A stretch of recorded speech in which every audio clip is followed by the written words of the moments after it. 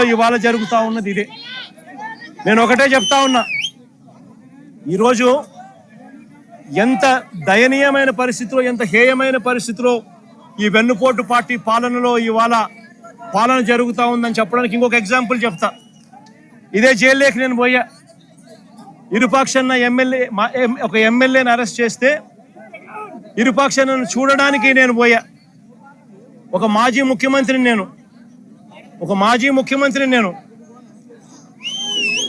అవమానించడం కోసం కెమెరాలో లోపలికి పోవడానికి వీడియో తీస్తారు. వీడియో ఒకసారి ఫోటో తీసుకుంటాడు. మామూలుగా ఎవరైనా కూడా కూర్చోబెట్టి లోపలికి తీసుకొని పోయి కూర్చోబెట్టి ఎవరికైనా కూడా ఫోటో తీసి తర్వాత పంపిస్తారు.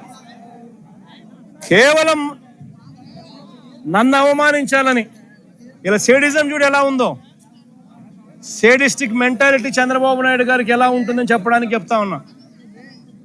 నన్ను గ్రిల్ బయట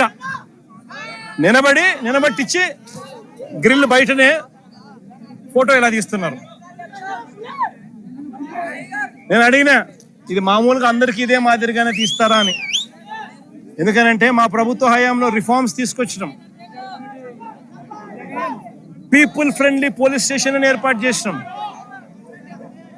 పోలీస్ స్టేషన్కి ఎవడైనా వచ్చినా కంప్లైంట్ ఇవ్వడానికైనా కానీ ఇంకొకటికైనా కూడా కూర్చోబెట్టి కర్టసీ ఎక్స్టెండ్ చేసి చిక్కటి చిరునవ్వుతోనే కంప్లైంట్ తీసుకునే వ్యవస్థను మేము తీసుకొచ్చినాం.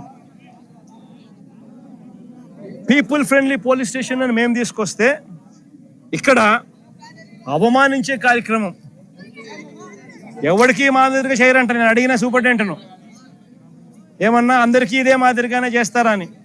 లేదు సార్, అందరినీ మామూలుగా అయితే కూర్చోబెడతాము, మీరు కాబట్టి నిలబెట్టించి మాదిరిగా చేయాలా అని చెప్పి ఆదేశాలు వచ్చినాయి సార్ అంటాడు.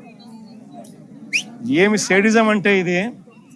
నేను చంద్రబాబు నాయుడు చెప్తా ఉన్నా, రేపు పొద్దున ఎల్లకాలం మీ ప్రభుత్వమే ఉండదు చంద్రబాబు అని చెప్పి గట్టిగా చెప్తా ఉన్నా. ఏదైతే మీరు ఇస్తున్నారో ఇవే రేపు పొద్దున పనులు అవుతాయి.